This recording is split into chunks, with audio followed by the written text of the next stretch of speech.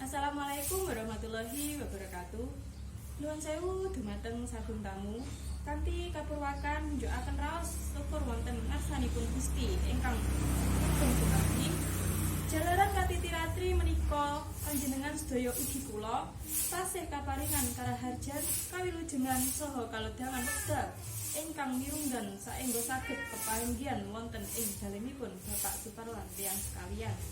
Dumateng ngersanipun para sepuh, pini sepuh, saha haji sepuh ingkang tuhu hamemetri dhateng pepoyaning kautaman waras kacausan pisegahan pakurmatan minangka lambanging kaluhuran. Dumateng ngersanipun Bapak Ibu calon besan sakelwangsa ingkang tuhu kinurmatan, dumateng sagung tamu rawuh ingkang nyekti kula hormati saha kadang muda mugia tansah bagya mulya. Nuwun sewu jalanan kula deksura nilar tata keladuk wani kirang dudugi winastan lancang kirang petang sowan ngabiyantara kanthi ngadeg sangarsaning sagung tamu lenggah. Kepara atur kula hamiyak swasana gembel kamardikan nigas samya wawan kamardikan.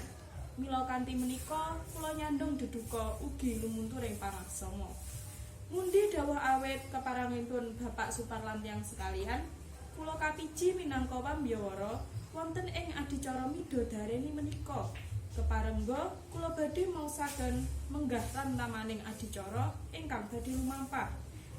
Eka gati adicara nun inggih pambuka, nuli kalajengaken adicara ingkang angka kalih nun inggih panggih harja pambagya yuwana saha gatining sedya panjenenganipun Bapak Suparlan tiyang sekalian. Adicara ingkang angka 3 nun inggih lerem. Nulya kalajengaken adicara ingkang angka sekawan panebusing kembar mayang. Adicara ingkang angka gangsal nun inggih lerem tataran kalih. Nuli kalajengaken adicara ingkang angka 6 sabdatama wondene paripurna utawi panutup katata sakas yoga wonten ing adicara ingkang angka 7. Sagung tamu minangka purwakaning adicara nun inggih pambuka. Monggo adicara menika binuka sesarengan jumbuh kalian agaminipun piyambak-piyambak. Ananging ingkang nyawiji kanthi agama Islam kula nderekaken kanthi waosan Bismillahirrahmanirrahim. Magut adicara ingkang angka kalih nun inggih pambagya harja pambagya yuwana saha gatining sedya saking panjenenganipun Bapak Suparlan tiyang sekalian ingkang badhe dipun salirani dening Bapak Ponijo dumateng panjenenganipun Bapak Sumangga.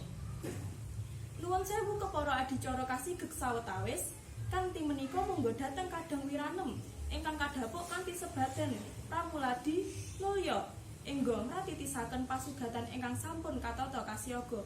Sumangga para bapak, para ibu saung tamu adicara lerem kula suwun kangge ngalajengaken adicara ingkang angka sekawan nun inggih panebusing kembar mayang.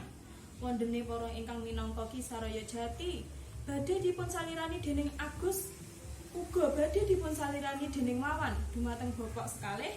Sumangga mekaten kala wau titi lampahan panebusing kembar mayang magut adicara candhaipun nun inggih lerem tataran kalih dhateng kadang pramuladi samungga enggal-enggal mratitisaken wujudeng pasugatan ingkang sampun katata kasiyaga.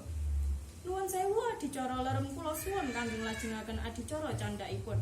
Adicara ingkang angka 6 inggih menika sabdatama. Wondene wujuding sabdatama badhe dipun salirani panjenenganipun Bapak Ustad nun inggih Bapak Aris Yulianto saking Laladang Krapyak. Dumateng ngersanipun Bapak Aris wekdal saha papan kula aturaken sumangga.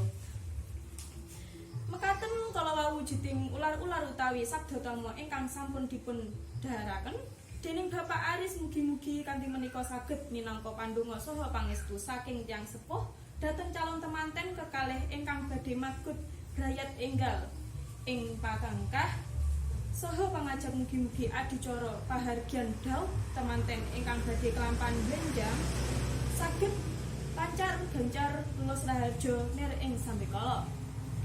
Sagung tamu magut adicara ingkang angka 7 nun inggih paripurna utawi panutup.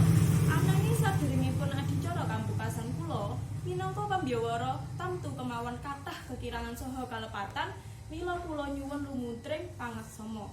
Monggo adicara menika kapukasan sesarengan jumbuh kalian agamanipun piyambak-piyambak Ananging ingkang nyawiji kanthi agama Islam, kula dherekaken nanti wausan alhamdulillah. Wassalamualaikum warahmatullahi wabarakatuh. Selesai.